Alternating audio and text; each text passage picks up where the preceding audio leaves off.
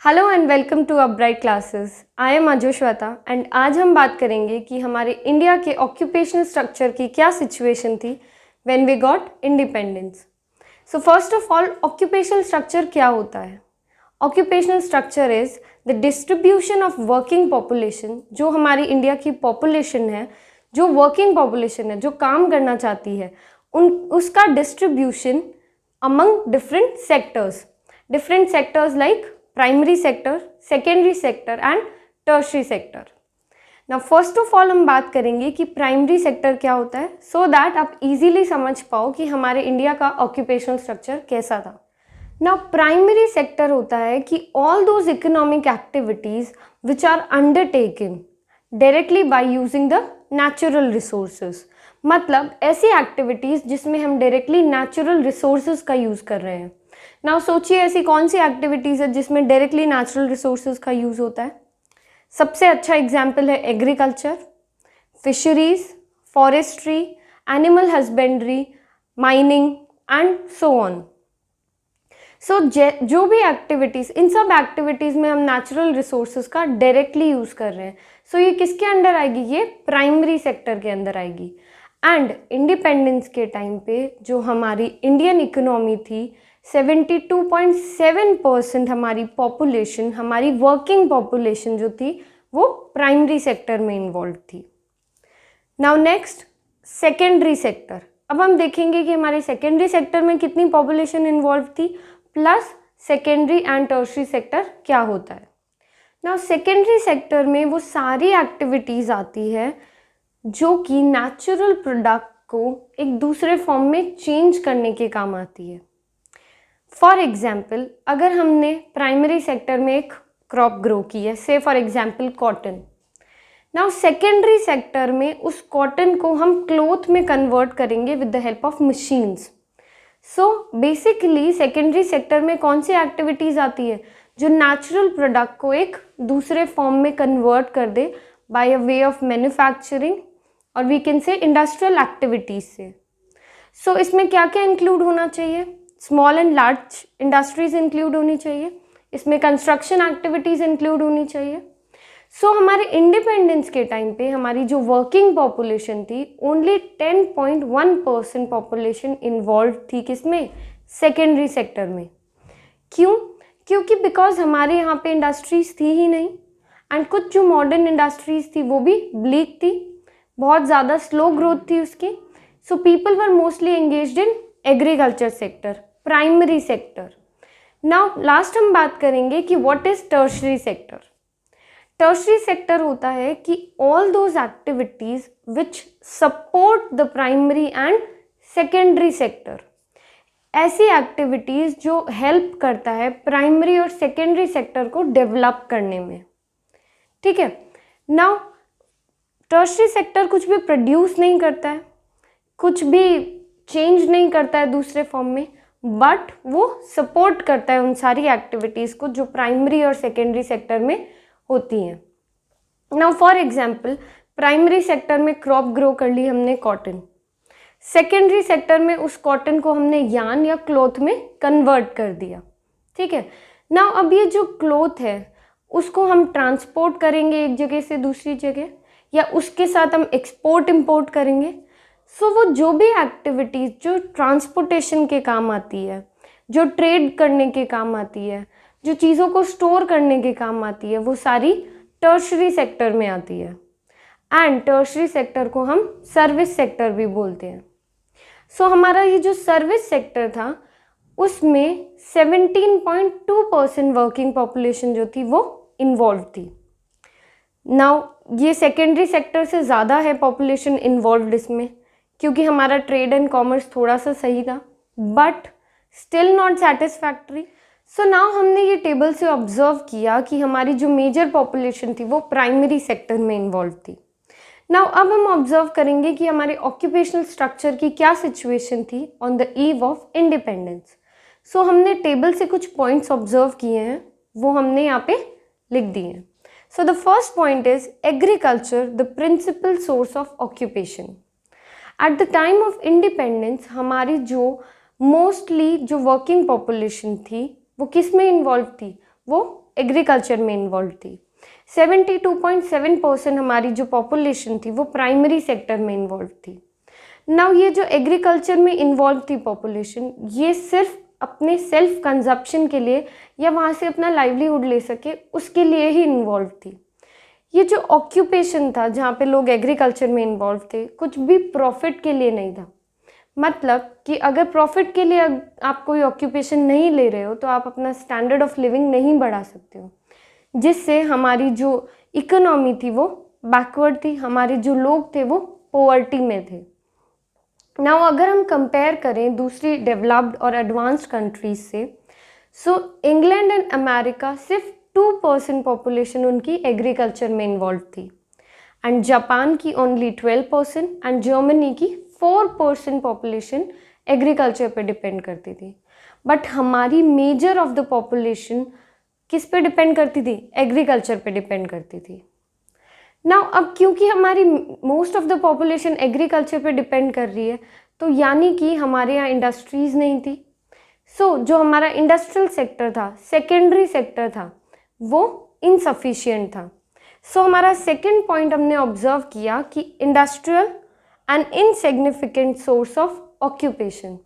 जो हमारा industrial sector है वहाँ पे जो मशीन्स है, जो इक्विपमेंट्स है, वो सफिशिएंट नहीं है लोगों के काम करने के लिए। यानी लोग तो है हमारे पास काम करने के लिए, पॉपुलेशन बहुत है और वर्किंग पॉपुलेशन भी बहुत है, बट हमारे यहाँ पे इंडस्ट्रीज़ ही नहीं है कि वो काम कर सके। एंड जो भी हैंडीक्राफ्ट इंडस्ट्रीज़ थी, जो भी मॉडर्न इंडस्ट्रीज़ थी, वो डिक्लाइन हो गई थी, वो ब्रिटिशर्स ने एक्सप्लॉइट कर दी थी। So only 9% of the population किस में इन्वॉल्व थी? इंडस्ट्रियल सेक्टर में इन्वॉल्व थी। हम बात कर रहे हैं कि हमारा ऑक्यूपेशनल स्ट्रक्चर कैसा था, हमारी जो वर्किंग पॉपुलेशन है कहाँ कहाँ इन्वॉल्व थी। सो हमने बात कर ली कि एग्रीकल्चर में ही most of the population involve थी और वहाँ से अपना लाइवलीहुड ले रही थी, क्योंकि इंडस्ट्रियल सेक्टर इनसिग्निफिकेंट था, सफिशिएंट नहीं था। सो हमारी जो ओनली 9% पॉपुलेशन थी वो इसमें इन्वॉल्व थी, एंगेज थी। एंड अगर हम एडवांस कंट्रीज़ की बात करें तो 32% पॉपुलेशन जो थी इंग्लैंड की वो इंडस्ट्रियल सेक्टर में इन्वॉल्व थी, 42% जापान की इंडस्ट्रियल सेक्टर में इन्वॉल्व थी, एंड बाकी की जो 39% पॉपुलेशन है जर्मनी की, वो किस पे डिपेंड करती थी? इंडस्ट्रियल सेक्टर पे डिपेंड करती थी। यानी कि एडवांस कंट्रीज़ में तो इंडस्ट्रियलाइजेशन हो रहा है, बट हमारे यहाँ पे इंडस्ट्रियलाइजेशन नहीं हो रहा था, हमारे यहाँ पे इंडस्ट्रीज़ नहीं डेवलप थी। Now the last observation is unbalanced growth.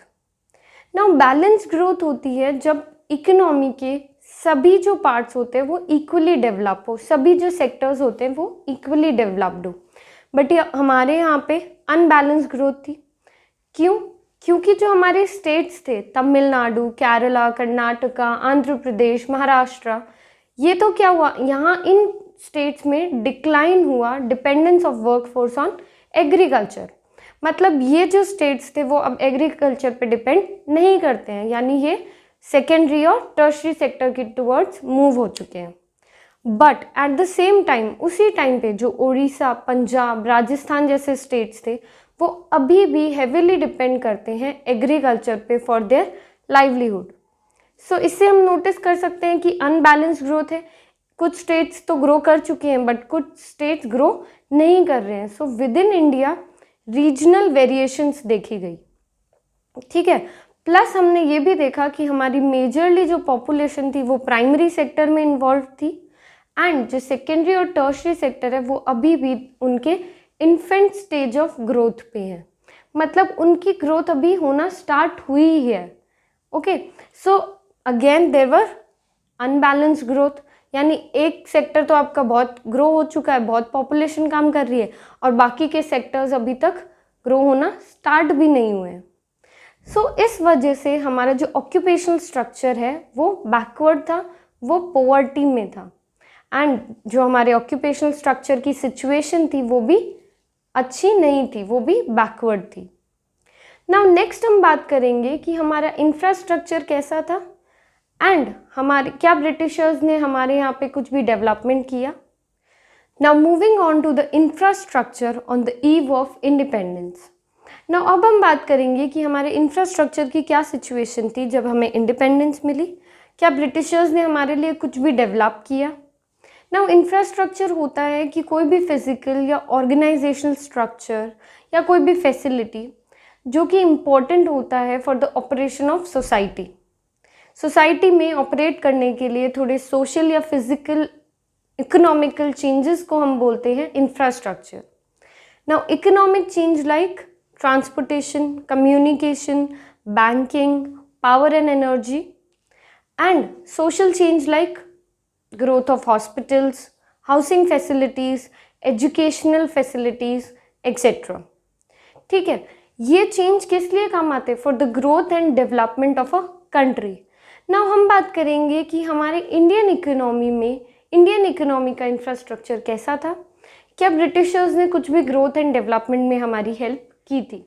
Now moving on, अब हम देखेंगे कि क्या ये जो इंफ्रास्ट्रक्चरल फैसिलिटीज़ डेवलप की गई थी बाय द ब्रिटिशर्स, क्या ये हमें कुछ भी बेनिफिट की, एंड जो फैसिलिटीज़ थी वो सफिशिएंट थी हमारे लिए या फिर वो भी इनसिग्निफिकेंट थी। Now firstly railways. So Britishers introduce railways in 1850, but वो प्रोसेस में आई, वो स्टार्ट हुई काम करना इन 1853। नाउ ये जो रेलवेज थे वो ब्रिटिशर्स ने अपने मोटिव के लिए डेवलप किए थे, ना कि development for the Indian economy. Britishers ने रेलवेज डेवलप किए थे because they wanted easy transportation of raw material and import of finish goods, ताकि ब्रिटिशर्स के जो फिनिश गुड्स है वो रेगुलरली, वो प्रॉपरली, इजीली, स्पीडीली हमारे इंडियन मार्केट में आते रहे बिना कोई रुकावट के, एंड हमारी जो इंडियन मार्केट का साइज़ है वो और भी एक्सपेंड हो जाए इन गुड्स से। मतलब कि उनका एम था कि वो हमारा पूरा मार्केट कवर कर ले, जिसके लिए उन्होंने रेलवेज इंट्रोड्यूस किए। प्लस हम जो कमर्शियल क्रॉप्स बना रहे थे, इंडिगो, वो हम अच्छे से इजीली उसको एक्सपोर्ट कर सके टू ब्रिटेन, इसलिए भी उन्होंने रेलवेज डेवलप किए। प्लस उन्होंने इसलिए भी रेलवेज डेवलप किए ताकि जो ब्रिटिशर्स के फंड्स है वो इंडिया में उसका यूज़ कर सके, उसको इन्वेस्ट कर सके। जो भी प्रॉफिटेबल इन्वेस्टमेंट होता था इंडिया में वो ब्रिटिशर्स के फंड से होता था, सो ऑटोमेटिकली वो ब्रिटिशर्स को बेनिफिट किया। सो रेलवेज इंट्रोड्यूस किए गए थे for the exploitation of Indian market, यानी कि इंडिया का मार्केट कैप्चर कर सके। नाउ नेक्स्ट ब्रिटिशर्स ने डेवलप किया था एयर एंड वाटर ट्रांसपोर्ट। हमने पढ़ा था कि 1869 में स्विस कैनाल ओपन किया गया था ताकि ब्रिटेन और इंडिया के बीच में इजीली ट्रेड हो सके, अवॉइडिंग द अफ्रीकन कॉन्टिनेंट। इससे क्या हुआ था? इससे जो हमारा एक्सेस था मार्केट का वो ब्रिटिशर्स को इजी हो गया था। अब ब्रिटिशर्स को हमारा मार्केट इजीली अवेलेबल था। प्लस उन्होंने कुछ पोर्ट्स का भी डेवलपमेंट किया ताकि हमारा जो रॉ मटेरियल है वो एक्सपोर्ट हो सके इजीली, एंड हमारे यहाँ पे फिनिश गुड्स इंपोर्ट हो सके फ्रॉम ब्रिटेन, एंड मेजरली हमारा जो ट्रेड था वो ब्रिटिशर्स के साथ हो सके, इसलिए उन्होंने पोर्ट्स का डेवलपमेंट किया। Now next is communication. Communication में उन्होंने पोस्ट एंड टेलीग्राफ डेवलप किए ताकि वो हमारी इंडियन इकोनॉमी पे अपनी एडमिनिस्ट्रेटिव एफिशिएंसी रख सके, लॉ एंड ऑर्डर मेंटेन कर सके, ताकि हमारा अच्छे से एक्सप्लॉयटेशन कर सके, हमें और अच्छे से रूल कर सके। And then last one is roads. Britishers ने हमारे यहाँ पे रोड्स भी डेवलप की ताकि हमारी जो कंट्री के डिफरेंट पार्ट्स का रॉ मटेरियल है वो उन तक पहुँच जाए। यानी कि उन्होंने हमें ऐसी ट्रांसपोर्टेशन फैसिलिटी दी जहाँ से हमारी कंट्री का बाकी सारे पार्ट्स का रॉ मटेरियल आके हम वो पोर्ट्स तक पहुँचा दें, जिससे कि क्या होगा, इजी अवेलेबिलिटी होगी हमारे रॉ मटेरियल की टू द ब्रिटिशर्स। नाउ हमारे ये जो रोड्स थे, जो रेलवेज थे, वो सारे किससे कनेक्ट कर दिए गए थे? वो पोर्ट से कनेक्ट कर दिए गए थे ताकि ब्रिटिशर्स को हमारा जो इंडियन मार्केट है इजीली एक्सेस हो जाए एंड हमारा एक्सप्लॉयटेशन और भी इजीली हो जाए। ये गलत नहीं है कि ब्रिटिशर्स ने हमारे यहाँ पे डेवलपमेंट किया या नहीं किया, ऑब्वियसली उन्होंने हमारे यहाँ पे कुछ डेवलपमेंट किया, बट जो भी ग्रोथ एंड डेवलपमेंट था, जो भी इंफ्रास्ट्रक्चर डेवलपमेंट था, वो हमारी ग्रोथ एंड डेवलपमेंट के लिए नहीं था, बट वो ब्रिटिशर्स की ग्रोथ एंड डेवलपमेंट के लिए था, वो ब्रिटेन के ग्रोथ एंड डेवलपमेंट के लिए था कि इंडियन मार्केट को एक्सप्लॉइट करो, इंडियन इकोनॉमी को एक्सप्लॉइट करो एंड उससे बेनिफिट लो। बिकॉज आप कब तक किसी का यूज़ ले सकते हो, ऑब्वियसली आपको उसको कुछ तो इंफ्रास्ट्रक्चर या कुछ तो फैसिलिटीज़ देनी होगी, तभी वो आपको आउटपुट देता रहेगा। सो ब्रिटिशर्स ने भी यही किया, ब्रिटिशर्स ने हमारे यहाँ पे इंफ्रास्ट्रक्चर फैसिलिटीज़ तो दी, बट वो फैसिलिटीज़ दी जो उनको बेनिफिट कर सके। सो अगेन जो हमारी इंडियन इकोनॉमी थी वो तो बैकवर्ड रह गई एंड वो पॉवर्टी में रह गई। सो जो हमारा इंफ्रास्ट्रक्चर था वो भी इनसिग्निफिकेंट था। नाउ हम बात कर चुके हैं कि हमारा ऑक्यूपेशनल स्ट्रक्चर कैसा था on the eve of independence and हमारा इंफ्रास्ट्रक्चर कैसा था। नाउ हम उन सारे पॉइंट्स को कवर कर चुके हैं जो बताता है कि हमारी इंडियन इकोनॉमी की क्या सिचुएशन थी व्हेन वी गॉट इंडिपेंडेंस। हमने ये भी बात की कि कैसे ब्रिटिशर्स का बैड इम्पैक्ट था हमारी इंडियन इकोनॉमी पे, कैसे उन्होंने हमें एक्सप्लॉइट किया। बट मेरा क्वेश्चन ये है कि was there any positive impact of British rule in India? Certainly not. अगर हम इसको ब्रिटिशर्स के वे से स्टडी करें, रिसर्च करें, तो उनका मोटिव था हमें एक्सप्लॉइट करने का, by zamindari system, by discriminatory tariff policy and हमारे हैंडीक्राफ्ट्स को डिक्लाइन करना एंड सो ऑन। सो उनका मोटिव था हमें एक्सप्लॉइट करना, हमारी इंडियन इकोनॉमी को एक्सप्लॉइट करना। बट क्योंकि अब वो जा चुके हैं, हमें इंडिपेंडेंस मिल चुकी है, सो उन्होंने जो भी इंफ्रास्ट्रक्चर डेवलप किया था या जो भी उनका आउटलुक था टुवर्ड्स द एग्रीकल्चर, वो हमें बेनिफिट किया।